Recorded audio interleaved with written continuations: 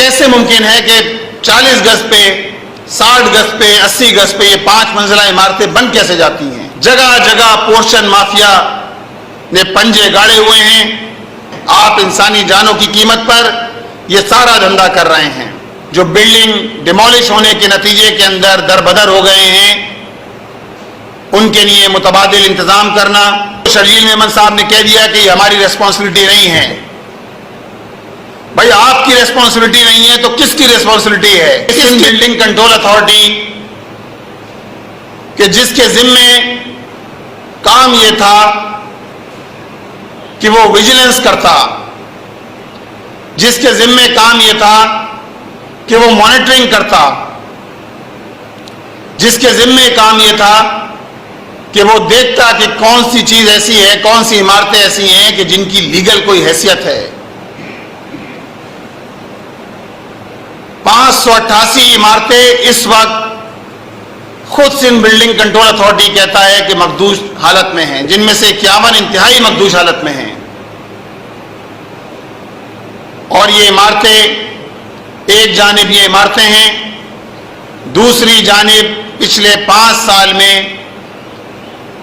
Reports بتاتی ہیں کہ 1 لاکھ عمارتیں صرف کراچی میں تعمیر کی گئی ہیں جو 40 گز 60 گز 80 گز پر 5 منزلہ 6 منزلہ 8 منزلہ عمارتیں ہیں. آپ بتائیں کہ کیسے ممکن ہے کہ 40 گز پہ 60 گز پہ 80 گز پہ یہ 5 منزلہ عمارتیں بن کیسے جاتی ہیں؟ کہاں ان کی اپروول ہوتی ہے؟ ان کی قانونی حیثیت کیا ہے؟ اور کس طرح آپ انسانی جانوں سے کھیل رہے ہیں؟ یہ تو ایک جانب ہے. دوسری جانب شہر کا بڑا علاقہ، پورا ناظم آباد، پورا PCHS ایڈمن سوسائٹی، لیاقت آباد، جگہ جگہ پورشن مافیا نے پنجے گاڑے ہوئے ہیں. سندھ بلڈنگ کنٹرول اتھارٹی کی ان کو بیک حاصل ہے. ایک منظم کرپشن کا دھندا ہے. بلڈنگ قوانین کی کھلی خلاف ورزی کی جا رہی ہے. ماسٹر پلان پہلی بات ہے کوئی موجود ہی نہیں ہے، اور اگر کوئی موجود بھی ہے تو اس کی خلاف ورزی ہے. ایک کاسمیٹک آپ کرتے یہ ہیں کہ کاسمیٹک ڈیمولش کر دیتے ہیں، مصنوعی توڑ پھوڑ کرتے ہیں، اور اس کے بعد پیسے لے کر دوبارہ جو ہے اس کو تعمیر کر دیا جاتا ہے. نالوں پر، پارکوں پر، امانتی اراضی پر ہر جگہ قبضے کی سرپرستی کی جا رہی ہے سندھ بلڈنگ کنٹرول اتھارٹی کے تحت. اور اس پورے عمل کے اندر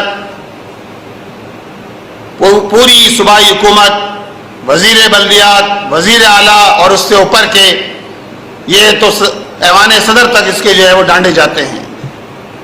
سارے لوگ انوالو ہیں. آپ انسانی جانوں کی قیمت پر یہ سارا دھندا کر رہے ہیں.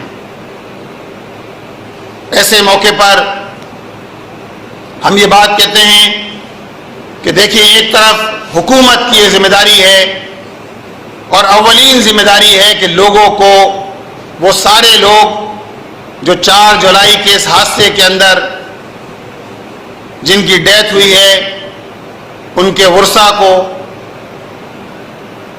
ان کے متعلقین کو حکومت نے اعلان کیا ہے 1 ملین روپیز کا اعلان کیا ہے کہ ہر فرد کو 1 ملین روپیز دیے جائیں گے. چلیے کچھ تو لوگوں کی اشوئی ہوئی، ورنہ آپ تو اس سے بھی آری تھے. لیکن یہ کمپنسیشن انسانی جان کا متبادل نہیں ہے. وہ سارے لوگ جو بلڈنگ ڈیمولش ہونے کے نتیجے کے اندر دربدر ہو گئے ہیں ان کے لیے متبادل انتظام کرنا. ان کو کم از کم آپ 6 مہینے کے لیے ان کے لیے رینٹ کا انتظام ہونا چاہیے. اور اسی طرح جو بلڈنگیں کل ڈیمولش ہونا شروع ہوئی ہیں پچھلے 2 دنوں سے، اب تو شرجیل میمن صاحب نے کہہ دیا کہ یہ ہماری ریسپانسبلٹی نہیں ہے. بھائی آپ کی ریسپانسبلٹی نہیں ہے تو کس کی ریسپانسبلٹی ہے؟ کس کی ذمہ داری ہے؟ حکومتوں کی ذمہ داری ہوتی ہے. حکمران جو ہے وہ جواب دہ ہوتے ہیں. آپ نے کہا کہ ہماری ذمہ داری نہیں ہے ان کو متبادل دینا. اب 11 بلڈنگیں ڈیمولش ہوئی ہیں, لوگ پریشان ہیں, آپ ان کو متبادل دیجئے. آپ سروے کریں کہ کتنے لوگ ایسے ہیں جو کرائے میں رہتے ہیں, کتنے لوگ ایسے ہیں کہ جن کے مالکانہ حقوق ہیں, اور پھر ان کو آلٹرنیٹ دیجئے, ان کو کرائے میں ہیلپ آؤٹ کیجئے, تاکہ کم از کم یہ جو ہے وہ سر چھپانے کی ان کو جگہ مل سکے.